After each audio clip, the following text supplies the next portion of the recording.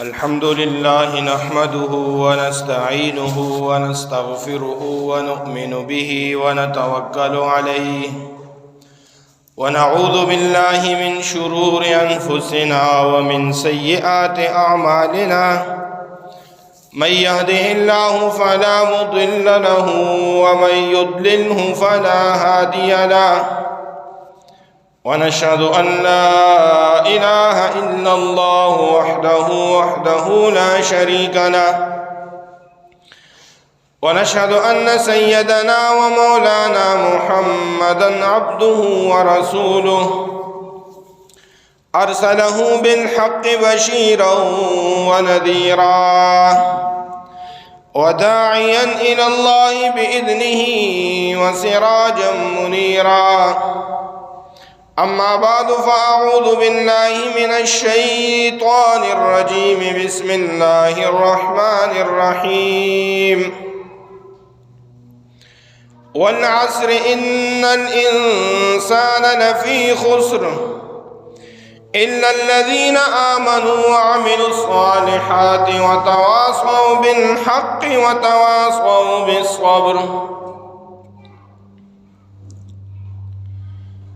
وقال رسول الله صلى الله تعالى عليه وسلم: المسلم من سلم المسلمون من لسانه ويده. وقال عليه الصلاة والسلام: ولنفسك عليك حق ولزوجك عليك حق، أو كما قال عليه الصلاة والسلام. صدق الله العظيم وصدق رسوله النبي الكريم، ونحن على ذلك لمن الشاهدين والشاكرين، والحمد لله رب العالمين.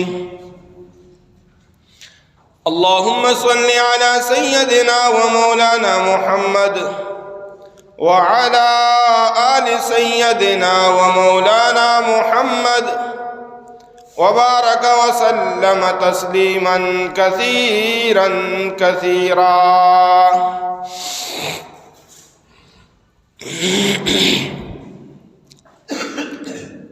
میرے بھائیو دوستو،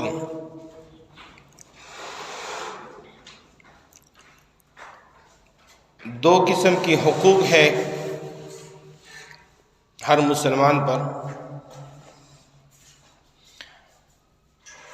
ایک حق کو حقوق اللہ کہتے ہیں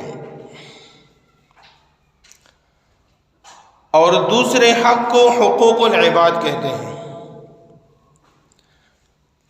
ایک اللہ رب العزت کے حقوق ہے انسان پر، ایک انسانوں کی حقوق ہے دوسرے انسانوں پر.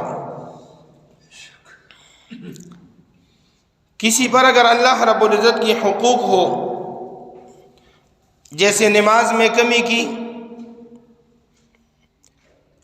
یا روزے میں کمی کی یا حج فرض تھا اور حج ادا نہیں کیا،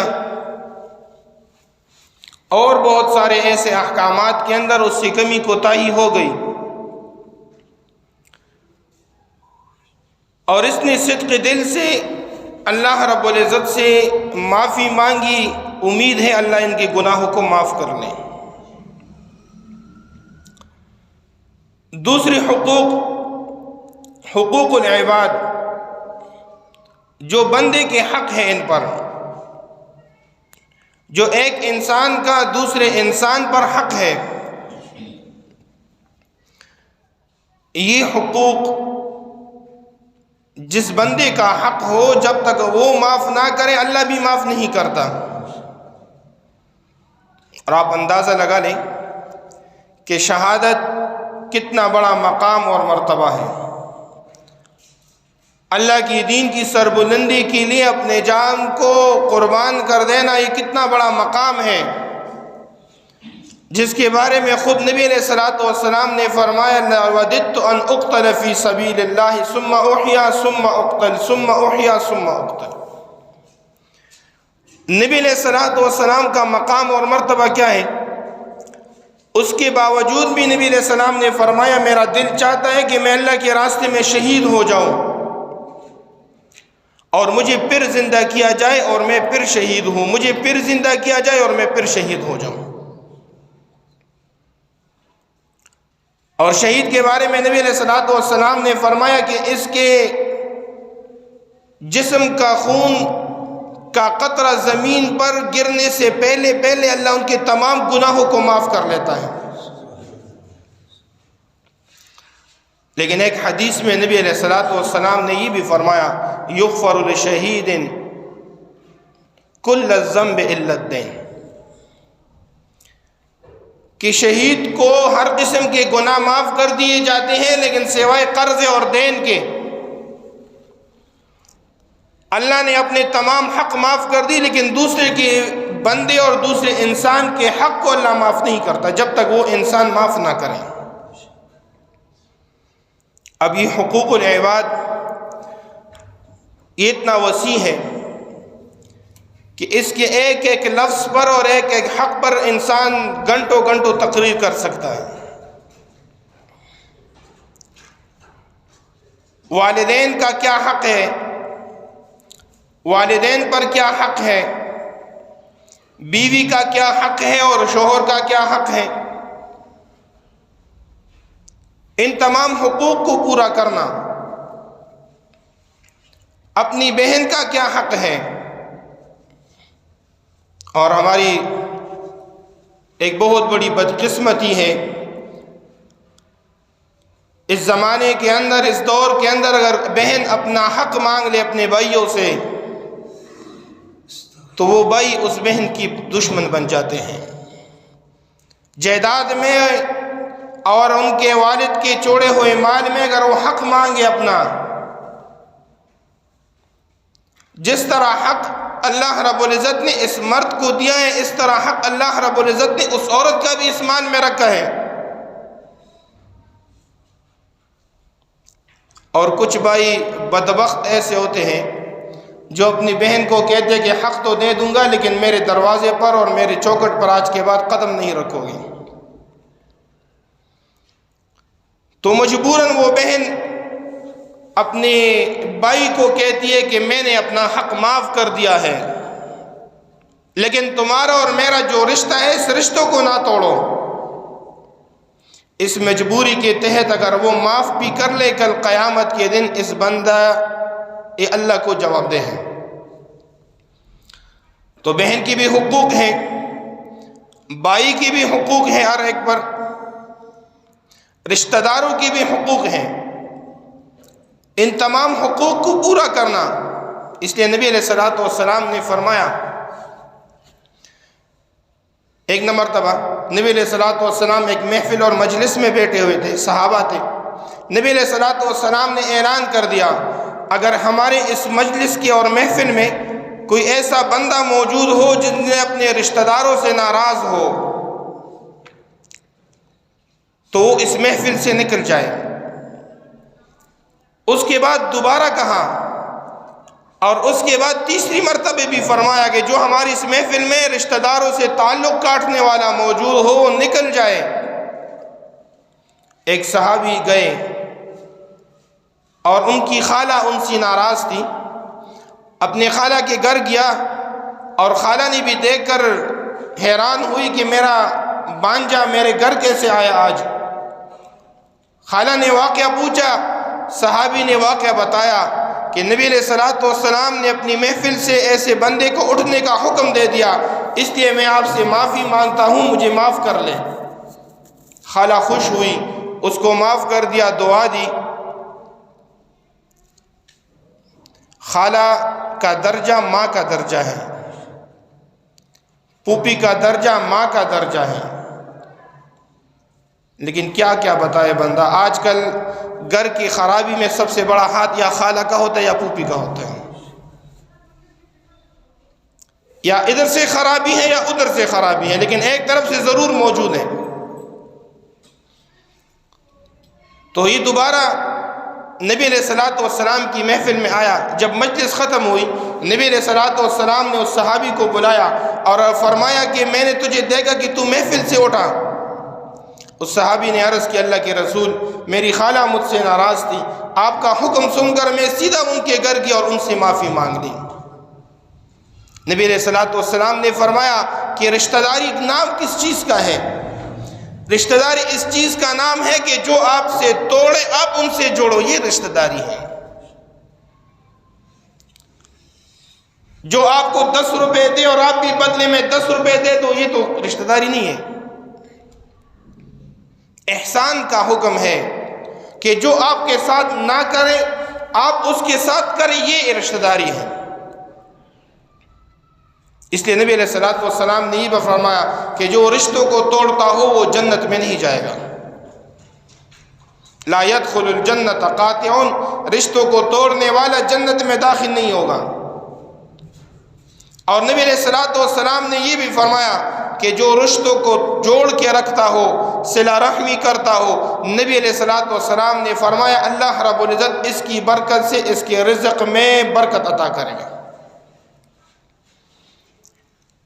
اس لیے میرے بھائی اور دوستوں، رشتہ داری کے بھی اپنے حقوق ہیں، اس کو سیکھنا، اس کو سمجھنا اور اس پر عمل کرنا ہر مسلمان کی ذمہ داری ہے۔ اسی طرح پڑوسی کی بھی حقوق ہیں، اور پڑوسی بھی پھر 3 قسم کا پڑوسی ہے۔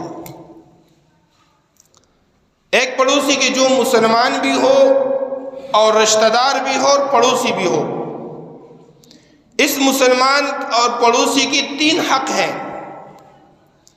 ایک تو پڑوس ہونے کی وجہ سے، ایک اسلام کی وجہ سے کہ اسلام نے حکم دیا ہے پڑوسی کا خیال رکھنے کا، اور تیسرا رشتہ داری کا۔ تو یہ 3 حق ہیں اس کے۔ پڑوسی ہو، مسلمان ہو لیکن رشتہ دار نہ ہو، اس کے 2 حق ہیں، ایک پڑوس کا اور ایک اسلام کا۔ اب پڑوسی ہیں لیکن رشتہ دار بھی نہیں اور مسلمان بھی نہیں، پھر بھی اس کا ایک حق ہے۔ جو پڑوسی کافر ہو، اس کافر کا بھی آپ پر حق ہے کہ آپ کی وجہ سے، آپ کی کسی عمل کی وجہ سے آپ کا پڑوسی آپ تکلیف میں نہ آئے۔ امام ابو حنیفہ رحمۃ اللہ علیہ، ان کا ایک پڑوسی تھا، یہودی تھا۔ اس اور اس کی بیوی نے مشورہ کیا کہ کسی طریقے سے اس مسلمان کو ہم تکلیف دیں اور تنگ کریں اس کو، لیکن جو جتنا بڑا ہوتا ہے اتنا بڑا ظرف بھی اللہ ان کو عطا کرتا ہے۔ امام ابو حنیفہ رحمۃ اللہ علیہ کو اللہ نے کیا صبر عطا کیا تھا اور کیا مقام اور مرتبہ عطا کیا تھا۔ بہرحال انہوں نے مشورہ کیا کہ اپنے اس پڑوسی مسلمان کو تنگ کریں گے۔ یہ دن بھر جو کچرا اور کوڑا گھر کے اندر جمع ہوتا، اس گھر کا کوڑا اور گند جمع کر کے دیوار سے امام ابو حنیفہ کے گھر میں پھینک دیتے۔ امام ابو حنیفہ رحمۃ اللہ علیہ چپکے سے اس گند کو اٹھا کر باہر کہیں جدھر گند ڈالنے کی جگہ تھی وہاں پر پھینکتے۔ یہ سلسلہ چلتا رہا، لیکن امام ابو حنیفہ رحمۃ اللہ علیہ نے اپنے پڑوسی کو یہ نہیں کہا کہ کیوں کرتے ہو اس طرح۔ تو ان میاں بیوی نے مشورہ کیا کہ ہم تو گند پھینکتے رہتے ہیں، لیکن میرے خیال میں یہ گند ان کے گھر میں نہیں جاتا، کسی اور کے گھر میں جاتا ہے۔ تو شوہر نے کہا کہ میں کسی طریقے سے امام ابو حنیفہ سے پوچھ لوں گا۔ پوچھا کس طرح؟ راستے میں امام صاحب آ رہے تھے، اس یہودی پڑوسی نے پوچھا کہ ہمارے بچے کچھ آپ کے گھر میں گند پھینکتے ہیں، وہ آپ کے گھر میں آتا ہے یا کسی اور کے گھر میں آتا ہے؟ امام ابو حنیفہ رحمۃ اللہ علیہ نے فرمایا آپ ہمارے پڑوسی ہو، ہمارے اسلام نے ہمیں اس بات کا حکم دیا ہے کہ آپ کی وجہ سے آپ کے پڑوس کو تکلیف نہ ہو، آپ کا گند ہمارے گھر میں آ بھی گیا تو کوئی مسئلہ نہیں، ہم اس کو اٹھا کر گند کی جگہ میں پھینک دیتے ہیں۔ یہودی امام صاحب کا یہ جملہ سن کر امام ابو حنیفہ رحمۃ اللہ علیہ کے سامنے رونے لگا اور کہا کہ حضرت مجھے معاف کر لو اللہ کی رضا کے لیے، اور یہ عظیم کلمہ مجھے سنا دو تاکہ میں بھی آپ کے اسلام کے اندر داخل ہو جاؤں۔ تو پڑوسی اگر کافر ہے لیکن اس کافر کی بھی حق ہے کہ آپ کی وجہ سے وہ تکلیف میں نہ آئے۔ یہ نہیں ہے کہ گھر میں شادی ہے تو شادی تو میری ہے، گھر میرا ہے، میں چاہے گانے سنوں یا جو بھی کروں، پڑوسی ہے تو وہ 2 دن کے لیے کہیں اور چلا جائے گھر خالی کرنے، میں کیا کروں؟ یہ تو کل قیامت کے دن پتہ چلے گا کہ تمہاری وجہ سے جن لوگوں نے رات کو سوئے نہیں، تمہاری وجہ سے جو مریض پریشانی میں مبتلا ہو گئے، وہ تو انشاءاللہ کل قیامت کے دن آپ دیکھ لو گے کیا تماشا ہے۔ آپ کی وجہ سے، آپ کی کسی عمل کی وجہ سے آپ کے پڑوسی کو کوئی تکلیف نہ ہو، اگرچہ وہ کافر ہے، تو یہ ہے حقوق العباد۔ یہاں تک علماء نے کتابوں میں لکھا ہے کہ کسی ایسی جگہ میں تھوکنا جو مسلمانوں کے یا عام انسانوں کے آنے جانے کی جگہ ہو، وہاں پر تھوکنے کی بھی اجازت نہیں ہے۔ آپ کی تھوکنے کی وجہ سے اگر کسی کو تکلیف ہوتی ہے تو یہ بھی آپ غلط کر رہے ہو۔ اس لیے تو نبی علیہ الصلوۃ والسلام نے فرمایا المسلم، مسلمان کہتے کس چیز کو ہے؟ مسلمان صرف اس کو کہتے ہیں کہ وہ داڑھی رکھے گا، سر پہ ٹوپی رکھے گا اور 5 وقت نماز پڑھ کے پھر باہر جو بھی کرے وہ اس کو اجازت ہے۔ المسلم من سلم المسلمون من لسانه ويده، مسلمان تو اس چیز کا نام ہے اس کی زبان سے بھی لوگ محفوظ ہوں، اس کے ہاتھ پاؤں سے بھی لوگ محفوظ ہوں۔ اس لیے میرے بھائیو دوستو، بہت خطرناک بات ہے کہ آپ کی وجہ سے کسی کو تکلیف ہو یا آپ پر کسی کا حق رہ جائے۔ اس لیے نبی علیہ الصلوۃ والسلام نے فرمایا کہ جبریل علیہ الصلوۃ والسلام پڑوسی کے بارے میں اتنی مرتبہ میرے پاس آیا کہ پڑوسی کا خیال رکھنا چاہیے۔ مجھے ڈر ہوا اس بات کا ایسا نہ ہو کہ یہ پڑوسی میراث میں بھی شریک ہو جائے۔ آج ہم دیکھ لیں کہ میرے اور آپ کے اعمال کی وجہ سے میرا پڑوسی خوش ہے یا بھاگنے پر مجبور ہے۔ وہ بہت سارے عمل ہیں، آپ کے ہاتھ کے عمل، آپ کا زبان، آپ کا کردار، آپ کے اور بہت سارے ایسے کام جس کی وجہ سے اس کو تکلیف ہو، اس تکلیف کا بدلہ کل قیامت کے دن اللہ آپ سے لے گا۔ اللہ کرے ہمیں عقل آئے اور ادھر ہی بات ختم ہو، ورنہ قیامت کا مسئلہ بڑا خطرناک ہے۔ اس لیے تو نبی علیہ السلام نے فرمایا، صحابہ سے پوچھا، اے میرے صحابہ، مفلس اور غریب اور نادار کون ہے؟ تو صحابہ نے جواب دیا، اے اللہ کے رسول صلی اللہ علیہ وسلم، مفلس اور غریب وہ ہے لا درہم لہ ولا متاع لہ، کہ جس کے پاس نہ درہم دینار ہو، نہ زندگی گزارنے کا سہولیات ہو۔ نبی علیہ الصلوۃ والسلام نے فرمایا کہ یہ میری امت کا غریب نہیں، میری امت کا غریب یہ ہے کہ جو کل قیامت کے دن یأتی یوم القیامت بصلاۃ وصیام وزکوٰۃ، کہ جو کل قیامت کے دن نمازیں، روزے، زکوٰۃ اور بڑے بڑے اعمال لے کر آ جائے گا۔ ایسے اعمال لے کر آئے گا اگر پہاڑ پہ رکھ دے تو پہاڑ بھی ریزہ ریزہ ہو جائیں گے، اتنے زیادہ اور بڑے بڑے اعمال۔ لیکن اس کے بعد ان پر حقوق ہوں گے، شتم ھذا، اس کو گالی دی ہوگی، قذف ھذا، اس پر تہمت لگایا ہوگا، اس کو کوئی اور تکلیف دی ہوگی۔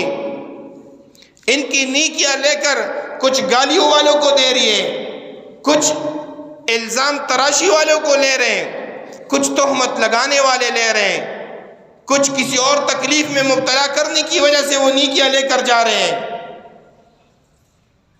یہاں تک کہ اس کے پاس جو پہاڑ جیسے برابر نیکیاں تھی وہ نیکیاں ختم ہو جائیں گی۔ ثم طرحت ما علیہم، پھر ان کے گناہ اس پر ڈال دیے جائیں گے، اور وہ گناہ اتنے حد تک پہنچ جائیں گے، طرح فی جہنم، اس کو اٹھا کر جہنم میں پھینک دیا جائے گا۔ کہ جو پہاڑ جتنے بڑے بڑے اعمال لے کر آیا تھا اور نیکیاں لے کر آیا تھا، اس نے دنیا کے اندر لوگوں کے حقوق کا خیال نہیں کیا تھا، اس خیال نہ کرنے کی وجہ سے آج نیکیوں کی وجہ سے وہ جہنم میں جا رہا ہے۔ اس لیے میرے بھائیو دوستو، اگر میں اور آپ اپنے بڑوں کے واقعات پڑھیں اور سنیں اور اس کو سوچیں اور سمجھیں، پھر میری اور آپ کی زندگی کا پتہ مجھے پتہ چل جائے گا۔ اس لیے امام ذہبی رحمۃ اللہ علیہ نے ایک بڑا عجیب واقعہ لکھا ہے. امام ذہبی رحمۃ اللہ علیہ نے لکھا ہے ایک بندہ مرا، مرنے کے بعد کسی نے خواب میں دیکھا. ہمیں خواب میں بھی بڑی عجیب عجیب چیزیں نظر آتی ہیں. وہ لوگ بھی اللہ والے تھے، ان کو خواب میں کچھ آخرت کے بارے میں نظر آتی تھی. ہم صبح سے لے کر شام تک ڈرامے دیکھتے ہیں، گانے سنتے ہیں، فلمیں دیکھتے ہیں، لوگوں کی غیبتیں کرتے ہیں، لوگوں پر تہمت اور پتہ نہیں کیا کچھ کرتے ہیں، پھر خواب میں بھی وہی کچھ نظر آتے ہیں. کل مجھے ایک بندے نے فون کیا کہ میں نے خواب دیکھا ہے کہ میں کسی عورت کے بال اٹھا رہا ہوں. میں نے کہا جو سوچتے ہو وہی رات کو دیکھو گے. یہ کل کی بات بتا رہا ہوں، کل شام کو. جو صبح سے لے کر شام تک تمہاری سوچ ہوگی وہ آپ خواب میں دیکھو گے. پھر ان لوگوں کا سوچ قبر کا، آخرت کا تھا. ان کو اللہ رب العزت خواب میں بھی وہ عبرت کی چیزیں دکھایا کرتا تھا. تو خواب میں دیکھا ایک بندے کو، تو اس نے پوچھا کہ اللہ نے کیا معاملہ کیا آپ کے ساتھ؟ اس نے کہا معاملہ بڑا خطرناک ہے. اس نے کہا میں نے کسی کی سوئی لی تھی سینے کے لیے، پھر وہ سوئی میں نے واپس نہیں کی. اس سوئی کو واپس نہ کرنے کی وجہ سے آج بھی اس کے عذاب میں مبتلا ہوں. اب اندازہ لگاؤ. کتاب الزہد میں ایک واقعہ لکھا ہے، ایک مزدور جو لکڑیاں اٹھایا کرتا تھا لوگوں کے ساتھ مزدوری پر، وہ مرا. اس کو کسی نے خواب میں دیکھا. اس نے پوچھا اللہ نے تمہارے ساتھ کیا معاملہ کیا؟ اس نے کہا کہ 70 سال ہو گئے میرے مرنے کے، لیکن اس کے باوجود بھی میں عذاب میں مبتلا ہوں. اس 70 سال میں عذاب میں مبتلا ہونے کی وجہ کیا بتائی؟ اس نے کہا میں لکڑیاں اٹھایا کرتا تھا مزدوری پر. ایک مرتبہ کسی کے ساتھ مزدوری پر لکڑی اٹھا رہا تھا، راستے پر جا رہا تھا، کھانا کھایا تھا، اس سے پہلے دانتوں کے اندر کوئی گوشت کا ٹکڑا پسا ہوا تھا. انہی لکڑی سے تھوڑا سا تنکا کاٹا، اس کو دانت میں ڈال کے صفائی کی اور تنکے کو دوبارہ نیچے زمین پر پھینکا. نہ کاٹتے وقت اس کی اجازت لی، دانت کی صفائی کے وقت بھی اجازت نہ لی، پھر تنکے کو زمین پر پھینکنے کے بعد بھی اس مالک سے اجازت نہ لی. اللہ رب العزت اب اس کا حساب مجھ سے مانگ رہا ہے. میرا اور آپ کا کیا ہوگا؟ میں اور آپ جو صبح سے لے کر شام تک ایک دوسرے کی غیبتیں کرتے ہیں. غیبت تو چھوڑو، چلو اگر میرے اندر کوئی گناہ ہے کوئی بیان کرے تو ٹھیک ہے، میں گناہگار ہوں. لیکن جو تہمتیں لگاتے ہیں، جو میرے اندر گناہ بھی نہیں، جو دوسرے مسلمان بھائی کے اندر گناہ بھی نہیں، اور آپ نے اس کو بیان کر دیا، ہاں یہ شکل سے اس طرح نظر آتا ہے، تو نے اگر یہ کہہ دیا تو کل قیامت کے دن اس کا حساب ہوگا، قبر کے اندر اس کا حساب ہوگا. اس لیے مسلمان ایک دائرے کے اندر بند ہے، مسلمان ایک پنجرے کے اندر بند ہے. وہ دائرہ اور پنجرہ کس چیز کا ہے؟ وہ قرآن اور حدیث کا دائرہ ہے. تمہاری زبان، تمہاری آنکھ، تمہاری ہاتھ، تمہارا دل، تمہارا سوچ، یہ قرآن اور حدیث کے دائرے سے نکلے گا تو اس کا جواب دہ ہوگا. اس کے بعد پھر تکلیف دینا کہ آپ کی وجہ سے کوئی روئے، آپ کی وجہ سے کوئی جگہ چھوڑنے پر مجبور ہو جائے، وہ تو پھر انشاءاللہ الگ معاملہ ہے. اللہ ہمیں بچائے. اس لیے ہمارے بڑوں نے دوسرے کے حق کا خیال جس انداز سے رکھا ہے، اور ان کی چھوٹی چھوٹی چیزوں کا جتنا خیال رکھا ہے، اس کا میں اور آپ سوچ بھی نہیں سکتے. امام غزالی رحمۃ اللہ علیہ فرماتے ہیں کہ ہم ایک جگہ پر گئے، وہاں پر ایک بندہ موت کے قریب تھا، اور ہم بیٹھے ہوئے تھے کہ بیٹے بیٹے اس کی موت واقع ہو گئی اور وہ دنیا سے رخصت ہو گیا. تو اندھیرا تھا، کیونکہ اس زمانے میں یہ بجلی اور لائٹ یہ چیزیں تو تھی نہیں، تو یہ چراغ جلایا کرتے تھے. اندھیرا تھا، اندھیرے کی وجہ سے وہ چراغ جلا ہوا تھا تو روشنی تھی. جیسے اس کا سانس نکل گیا، ہم اس کے مرنے کی وجہ سے حیران اور پریشان تھے. وہاں پر ایک بزرگ بھی بیٹھا ہوا تھا محفل میں. اس محفل میں بزرگ نے کہا کہ اس چراغ کو بند کر لو. ہم بڑے حیران ہو گئے کہ بھائی چراغ کو کیوں بند کرے، چراغ کو بند کریں گے تو اندھیرا ہو جائے گا۔ لیکن بزرگ نے کیا کہا؟ اس بزرگ بابا نے کیا کہا کہ یہ چراغ جب جل رہا تھا اور یہ زندہ تھا تو یہ اس کی ملکیت تھی، اس کی ملکیت کی وجہ سے یہ چراغ جل رہا تھا، اس کو فائدہ تھا، ہم بھی اسی کی وجہ سے فائدہ اٹھا رہے تھے۔ اب جب اس کی روح نکل گئی، اس کا مال سب کے سب میراث بن گیا، اس کے ورثاء کی ملکیت بن گئی۔ اب اگر یہ چراغ جلے گا تو یہ اس کی اجازت نہیں بلکہ ان کی ورثاء کی اجازت پر جلے گا، ان کے ورثاء یہاں پر موجود نہیں، اس لیے ہمیں اس چراغ سے فائدہ لینا بھی جائز نہیں۔ ہم تو اگر پڑوس میں کام ہوتا ہو تو 8-10 اینٹیں بھی اٹھا لیتے ہیں، پتہ بھی نہیں چلتا، بتاتے بھی نہیں۔ یا مسجد سے کتنے بیلچے گم ہو گئے، کوئی لے کر جاتا ہے پھر دیتا ہی نہیں۔ آپ یقین مانیں 8-10 بیلچے تو میں خود لے کر آیا ہوں، کام ہوتا ہے کیونکہ ابھی تو زیر تعمیر ہے، کوئی دروازہ وغیرہ اتنا اکثر کھلا رہتا ہے مسجد۔ 8-10 بیلچے گم ہو گئے، کوئی اللہ کا بندہ پھر واپس موڑ کر بھی نہیں لے کر آیا۔ گنتی 2 تھے یا 3 تھے ہمارے پاس مسجد میں، وہ لے کر گیا، اب موڑ کر بھی نہیں لے کر، مسجد کے بتا رہا ہوں۔ وہاں چراغ جلنے کا بھی حساب ہو رہا ہے، یہاں پر اتنی بڑی بڑی چیزیں ہم چھپا لیتے، اس کا حساب کتاب بھی نہیں ہوتا۔ یہ کیا چیز تھی میرے بھائیو دوستو؟ یہ کس چیز نے ان کو پریشان کیا تھا کہ دوسرے کا خیال کر دیتے ہیں؟ یہ آخر کون سی چیز تھی، کون سی ٹیکنالوجی تھی ان کے اندر کہ جن کی وجہ سے یہ دوسرے کے حق کا خیال کرتے تھے؟ یہ تو مرد تھے نا۔ عورتوں کا بڑا عجیب واقعہ لکھا ہے۔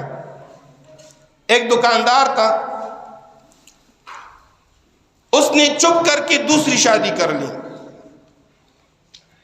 دوسری شادی جو ان کی بیوی تھی، اس کو پتہ چل گیا کہ میرا شوہر 2 راتیں یا 3 راتیں گم رہتا ہے، کبھی جھوٹ بولتا تھا، کیونکہ آج کل تو دوسری شادی کرنا بھی جرم ہے۔ حکومت پاکستان نے یہ قانون نافذ، اگرچہ شریعت کا قانون نہیں، لیکن حکومت پاکستان نے قانون بنایا، علاقہ یا چپ کے نہیں آ سے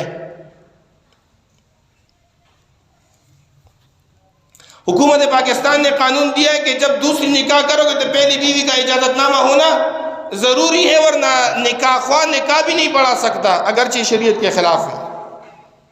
بہرحال بیوی کو پتہ چل گیا کہ 2 یا 3 راتیں میرا شوہر غائب رہتا ہے۔ اس نے اپنی نوکرانی بھیجی اور کسی طریقے سے معلوم کر دیا کہ میرے شوہر نے دوسری شادی کی ہے۔ لیکن اس زمانے کی بیویاں بھی بڑی اچھی تھی، اس نے شوہر کو یہ احساس بھی نہیں دلایا کہ آپ نے ٹھیک کیا یا غلط کیا۔ کرتے کرتے اللہ کا کرنا ایسا ہوا کہ شوہر مر گیا۔ اب جو مال میراث کا بچ گیا وہ اپنے محلے کے امام کے اور مولوی کے پاس گیا اور اس نے کہا کہ یہ ہمارا میراث بچا ہے میرے شوہر کا، اور ہم 2 بیویاں ہیں اپنے شوہر کی، اس لیے جو حصہ میرا بنتا ہے وہ بھی مجھے بتا دیں، جو دوسری سوگن کا بنتا ہے وہ بھی بتا دیں۔ حالانکہ اس کو شوہر نے بتایا نہیں کہ میری دوسری بیوی ہے، اس نے چپ کر کے معلوم کر دیا۔ اس نے کیا کیا؟ اس نے اس کا حصہ اٹھا کر نوکرانی کو دیا اور اس عورت کے پاس بھجوایا کہ یہ لے کر جاؤ، آپ کا شوہر مرا اور یہ میراث میں آپ کا حصہ بنتا ہے۔ اب اس کی ایمان کو دیکھ لو، اس نے پرچی نکالی، اس نے کہا مرنے سے 1 ہفتہ پہلے اس نے مجھے طلاق دیا ہے، لہذا جب طلاق مل گیا تو اس کی میراث میں حقدار نہیں بنتی، تو یہ مال آپ اپنی اس آقا اور جو آپ کی مالکن ہے ان کو دے دو، اس مال میں میرا کوئی حق نہیں۔ یہ کیا چیز تھی میرے بھائیو دوستو؟ یہ ان کے دل کا ایمان تھا، یہ ان کے دل میں اسلام کی حقانیت تھی۔ اس لیے نبی علیہ السلام نے، مسلم شریف کی حدیث ہے، بنی اسرائیل کا ایک واقعہ بتایا۔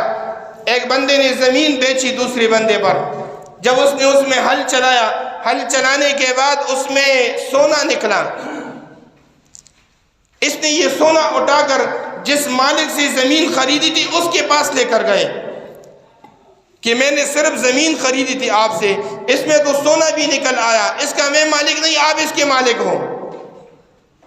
لیکن بیچنے والے نے کہا، اس نے کہا میں نے زمین بیچ دی آپ پر، آپ نے خرید لی، تو زمین کا نفع نقصان سب کچھ آپ کا ہے، اس لیے اس سونے کے مالک آپ ہو، میں نہیں۔ خریدنے والا کہتے ہیں میں نہیں، بیچنے والا کہتے ہیں میں نہیں۔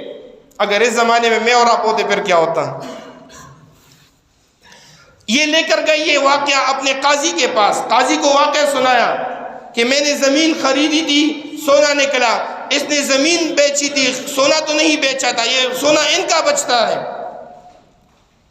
قاضی نے بھی سمجھایا، لیکن نہ سمجھنے کے بعد قاضی نے فیصلہ کیا کیا، اس نے کہا آپ کا بیٹا ہے، آپ کی بیٹی ہے، دوسرے کا نکاح کر لو، اور یہ جو مال ہے، جو سونا ہے، یہ اس کا مہر بنا دو، رشتہ داری بھی بن جائے گی اور مال کا فیصلہ بھی ہو جائے گا۔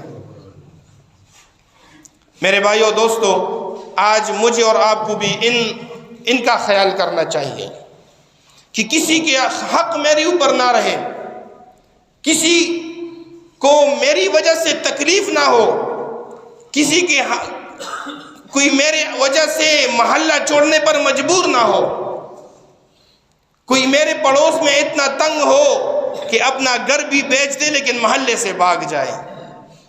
اور کتنے واقعات میں سنا دوں اس اپنے محلے کے کہ لوگ تنگ ہیں اپنے پڑوسی کی، کیا کرے، کدھر جائے، گاؤں چھوڑا اپنے لانجوں کی وجہ سے، مسائل کی وجہ سے، ادھر آ کر کچھ سکون حاصل کرنے کے لیے اب ادھر بھی ایسے بدبخت ہے کہ ہمیں سکون سے رہنے نہیں دیتے۔ اگر کوئی آپ کی وجہ سے محلہ چھوڑنے پر مجبور ہو گیا اور اتنا تکلیف اور اتنا آپ نے تنگ کر دیا، تو یہ یاد رکھو کہ کل قیامت کے دن اللہ کے دربار میں اس کا جواب دینا ہوگا آپ کے ہاتھ سے۔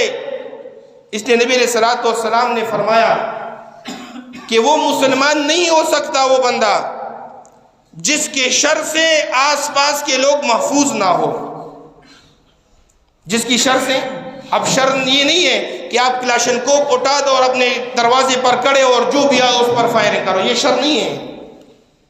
آپ کے گھر کا نکلتا ہوا پانی بھی شر ہے، آپ کے گھر سے نکلا ہوا پانی کی وجہ سے جو کباڑ بنتا ہے اس گلیوں میں، اور جو گند بنتا ہے اور جو کیچڑ بنتا ہے جس کی وجہ سے مسلمان گزرنے کے لائق نہیں، یہ بھی بد اخلاقی ہے۔ اس کا بھی قیامت کے دن اللہ پوچھے گا کہ آپ کی وجہ سے کوئی گلی پر کیوں نہیں گزرا آرام سے، آپ کے گھر میں شادی تھی اور آپ نے مجرا کیا اور کسی کو سونے نہیں دیا، کل قیامت کے دن اللہ کے دربار میں جواب دے ہوں گے۔ آپ گاڑی پر گزرے اور راستے میں کوئی دکان پر بیٹھا ہو، کوئی مریض ہو یا جو بھی ہو، اتنا تیز ٹیپ لگایا، گانے اور باجے کیے کہ آپ کی وجہ سے پریشان ہوا، اس کی وجہ سے جواب دہ ہوں گے آپ۔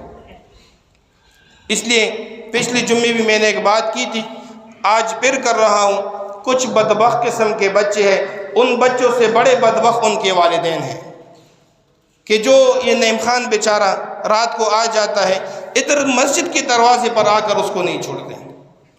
میں حیران ہوں ان والدین پر جن کی 6-7 سال کا بچہ رات کو عشاء کو باہر نکلے، اس بدبخت کو خیال بھی نہیں۔